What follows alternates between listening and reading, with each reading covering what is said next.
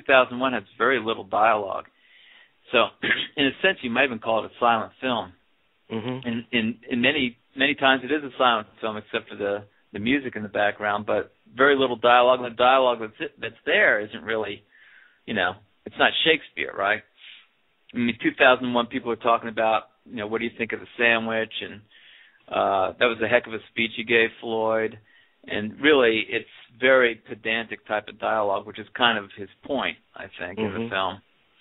And that, we've come all this way, and look what we've really achieved, which is indicated by the progress of food in the film, right? So, again, when you start to analyze it and you look at it thematically, you can see these progressions that he's making, and he's like trying to tell you something with these progressions. So, with food, the very first example of food is, the dead animal that you see in the opening shots of 2001. People killing for food.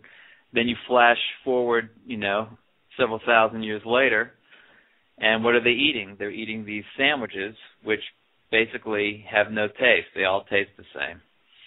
And then you go onto the spaceship, and the food gets even more ridiculous. It's paste. Right? So the progress of man is, look where we are now. We're eating paste, which, again, it's all tied together by the final shot in the film where he finally sits down and eats a real meal in that final sequence.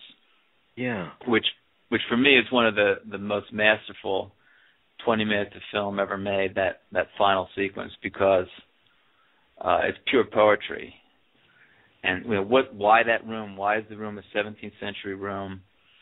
Why is that monolith there? Why does he see himself in the future, or is he seeing another copy of himself? What Kubrick is doing with time there. Why he reverts back to a baby. I mean, it just goes on and on. Like you said, the questions